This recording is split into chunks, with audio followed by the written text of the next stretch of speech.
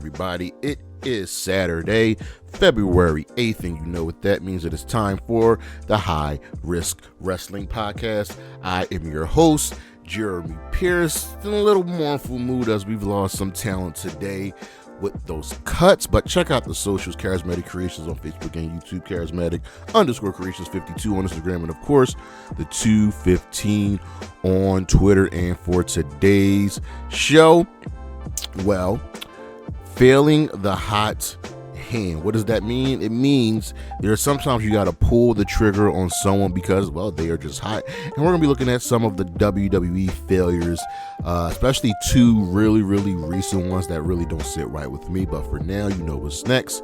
So just go on and hit my music.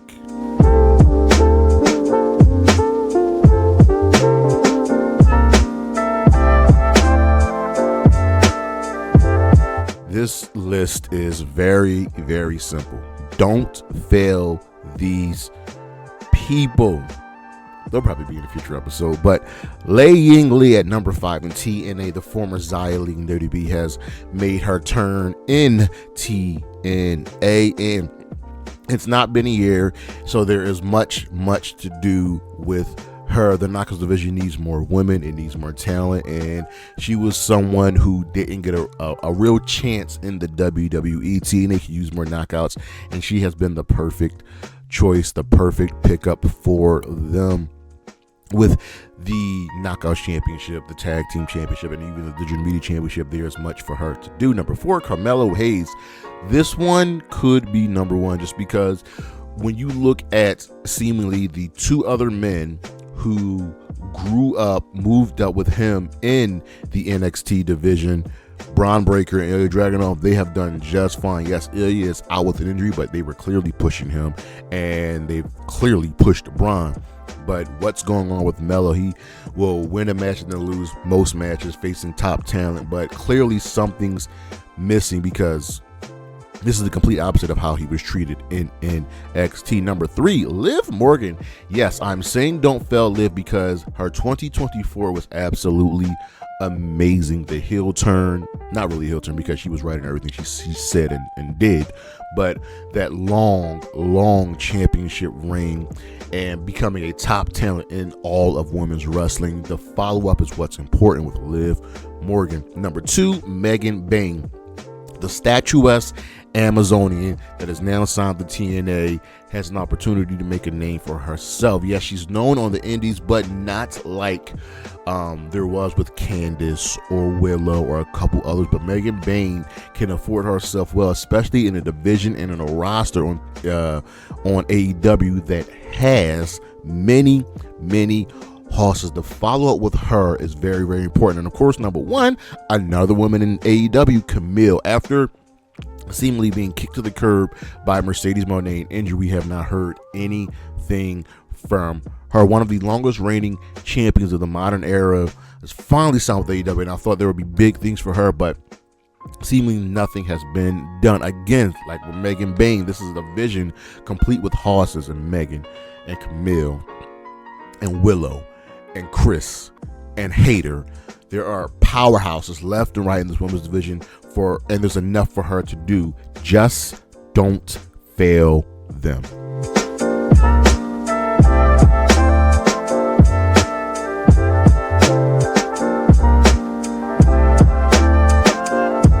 The spotlight is bright and it's shining on one Jacob Fatu, the Samoan werewolf. Since joining the WWE has, well, become a dream opponent for many a wrestler. Every time Jacob stands across from someone, the crowd gets up, the crowd gets hype, and now that they're allowing Jacob Fatu to speak on the mic, good Lord, it is something to behold. This man is ready to move forward. This man is ready to climb the mountain. Everything he does has been gold. I just don't know what else to say about Jacob Fatu. He's great in the ring, and he's doing things that, again, men of his size should not be doing. And yet here we are, ready for him to face Cody, ready for him to face Roman, hell, ready for him to face Solo and Braun and every single person on the roster. With today's episode being about the hot hand and not failing someone, Jacob Fatu is right there. We'll be right back.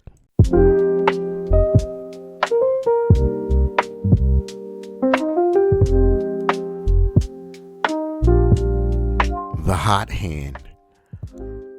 It comes along every so often in wrestling where a man or a woman or a team has it, right? They have the crowd behind them. They have everything just clicking. We're seeing it right now with Jey Uso, which is why he won the Royal Rumble. And there have been times where in wrestling, especially the WWE, where, well, the hot hand was failed. Someone that was on a roll and WWE didn't pull the trigger. It sucks.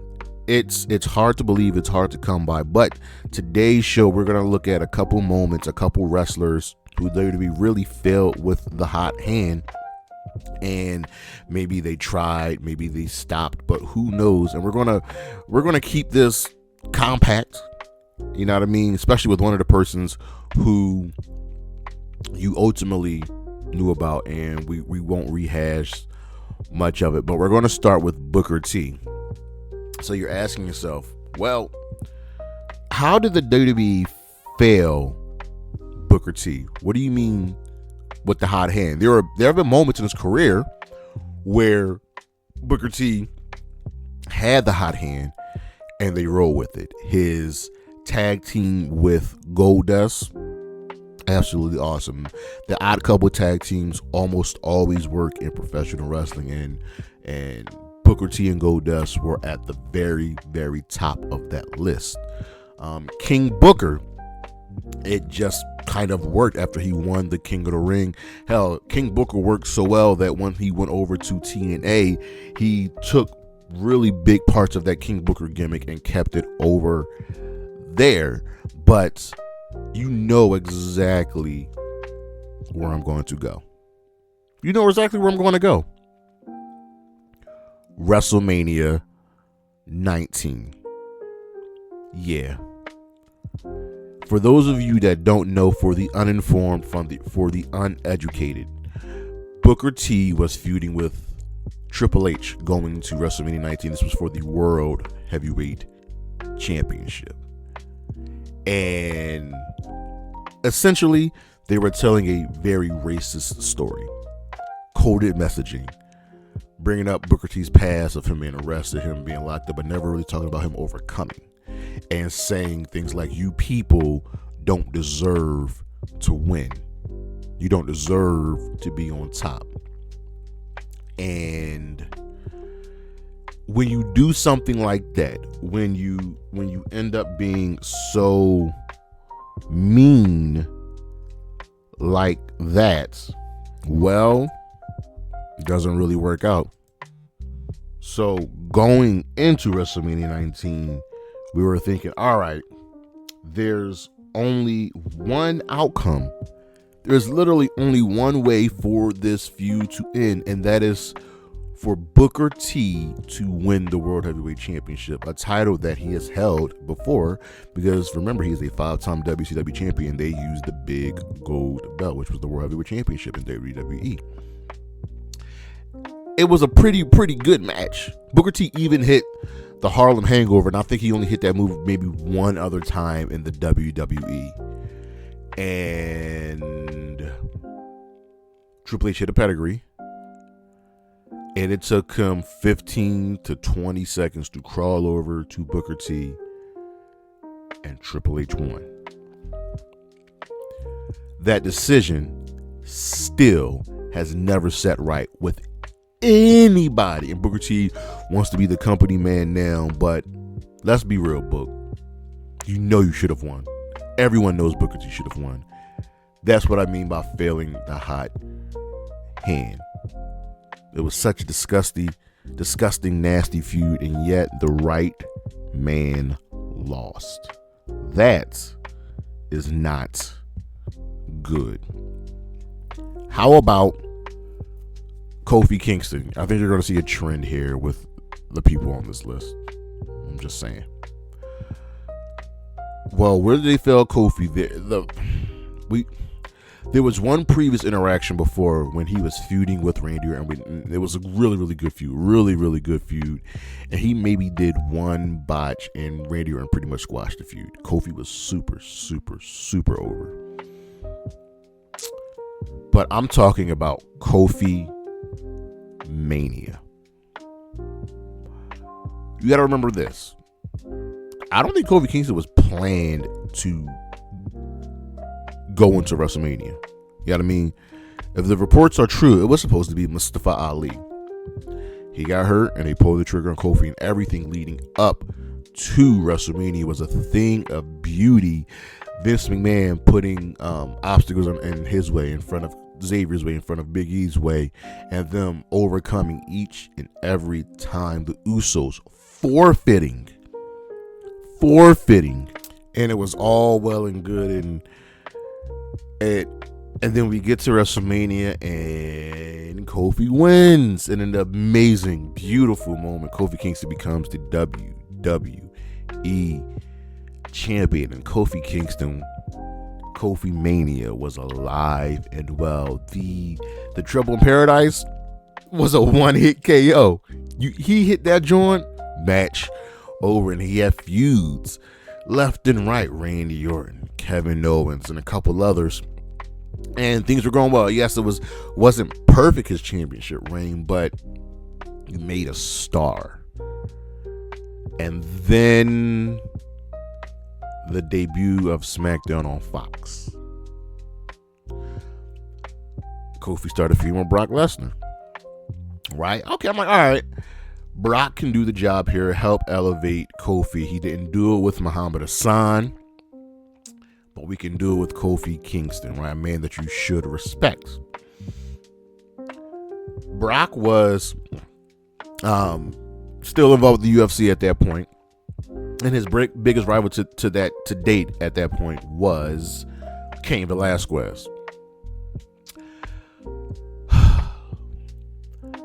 Kofi puts the title on the line and gets squashed, gets buried, loses in under 10 seconds. Charges Brock Lesnar. F5. 1, 2, 3. The match is over. Brock Lesnar is your new WWE champion. And why did Brock Lesnar win this match? Why was the call made to put the title on Brock Lesnar?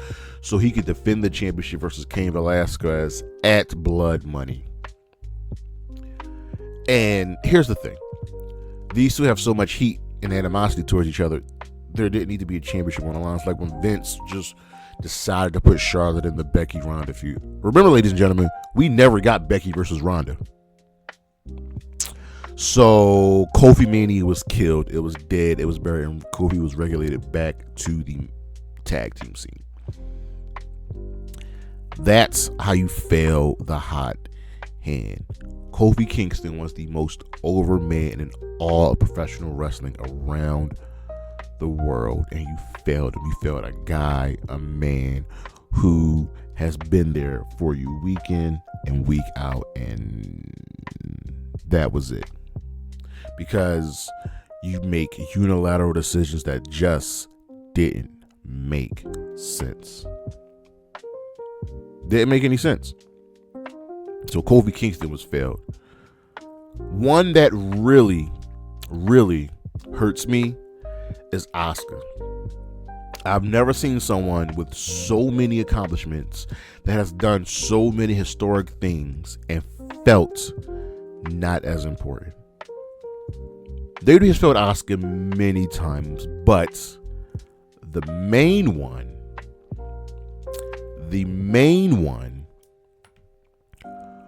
was her losing to Charlotte Flair at WrestleMania.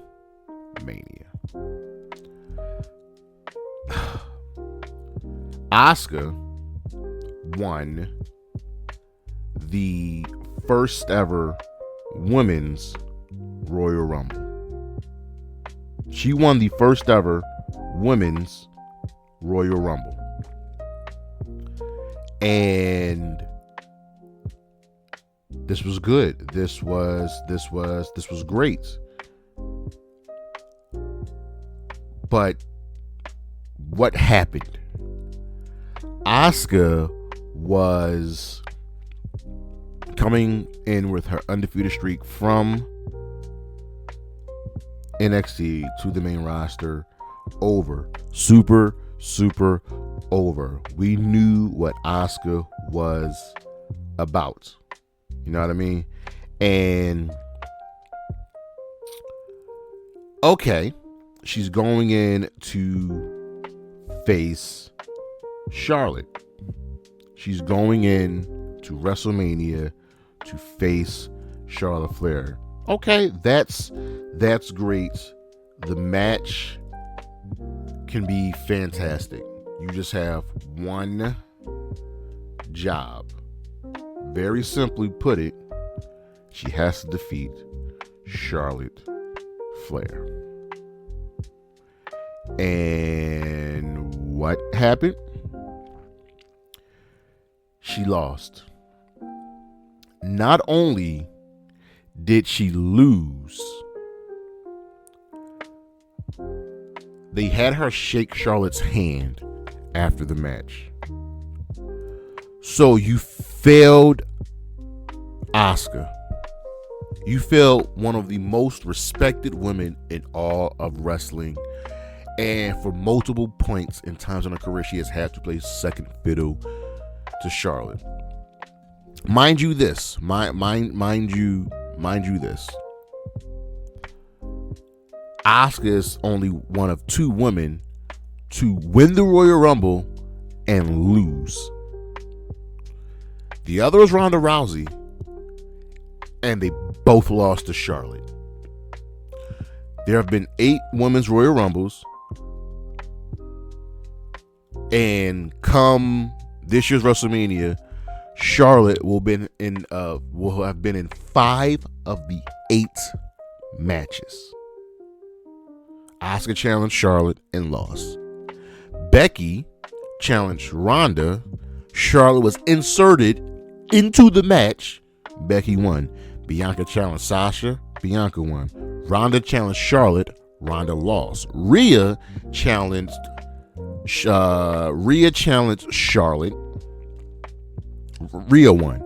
Bayley challenged Io. Bayley won. Charlotte, her first win, challenged Rhea. Charlotte won. And now Charlotte is going on WrestleMania again, which no one is happy with.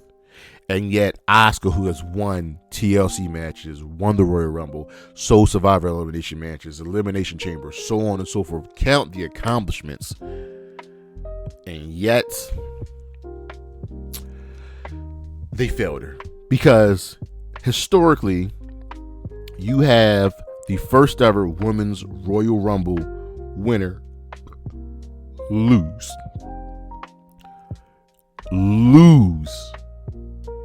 That doesn't make sense. Now, mind you, she is a 4-time women's champion. But does it ever seem like she's a 4 times women's champion? Does it ever seem like she's felt important? And let's be honest, can you ever really feel important when Charlotte Flair's on the roster? You failed the first ever women's Royal Rumble winner. That shouldn't fly. That shouldn't fly. And lastly, Shinsuke Nakamura. The WWE failed him twice. The same year that Asuka won the Royal Rumble, the same year Shinsuke won the Royal Rumble. This is great. Okay, coming up from NXT, making a name for himself, being elevated. At the time, the champion was AJ Styles, and AJ and Shinsuke have history from their time in New Japan. All you had to do was say, hey, y'all got 25 minutes. Go out there and do your Wrestle Kingdom match. That's it. Do your Wrestle Kingdom match. And that's not what we got. We got such a boring slog of a match with Shinsuke turning heel and spending the whole entire summer low blowing people. And Shinsuke lost at WrestleMania. So you had your first two Japanese superstars win the Royal Rumble, and they both lost the same year at WrestleMania. Now, Shinsuke had a better match with AJ later in that summer, never won the championship. So you failed Shinsuke. Because he was great in NXT. And then the second time, well, not last year, 2 years ago, the end of 2023. So you had the World Heavyweight Championship be established, right? And I get putting the championship on Seth Rollins. That's fine. That is all well and good. And you had Shinsuke turn heel and feud with Seth Rollins. And Shinsuke was over. He was super, super over as this bad guy. And we were telling a story about Seth Rollins and his back and how it's hurting him to move forward. He's just slowly moving along. And Seth won every single match in the feud. Hell, their final match was a last man standing match in which Seth Rollins got dominated by Shinsuke Nakamura. Dominated by Shinsuke Nakamura. And Seth won. Okay, you wanted Seth to go into WrestleMania as champion. You could have had Shinsuke win that match, hold the title up until what? The Chamber. Seth can get the belt back, but now you have established Shinsuke as a main event player. It's that simple. It's that simple. He could have had a couple feuds, lost the title, and nothing because you refused to pull the trigger. How do you fail Shinsuke? How do you fail Asuka? And it was hard for both of them to recover. It's been hard for Shinsuke to recover, going in and out of stuff. And yes, he's the United States champion now, but will he ever become WWE champion? Who knows at this point? I won't even get into the failures of Samoa Joe and Kevin Owens because I could clearly add them to this list. They should be in this episode. But you failed Shinsuke, you failed Asuka, you failed Booker, and you failed Kofi. You have to be better. Shinsuke is a chameleon, and yet you didn't want to establish him? Why? How? Asuka's one of the GOATs, and you didn't want to establish her or to satiate Charlotte? You killed Kofi Mania and you let a white man win a racist feud. The failure of capitalizing on that hot hand, it's a time-old tradition. When will it change? When will it get better? But that is our show, ladies and gentlemen. Thank you for listening. Thank you for watching. Look on the screen what we got coming up for the month of February. Just going through the whole month on there. I'm going to try to be better, try to be a little bit more consistent. Got to get stuff on my Instagram. Check out the socials, Charismatic Creations on Facebook and YouTube, Charismatic_Creations52 on Instagram, and of course the 215 on Twitter. And as always, Anna J, Willem Nightingale, Chris Statlander, Gigi Dolan, Isla Dawn, and Bailey. Holla at your boy. Peace.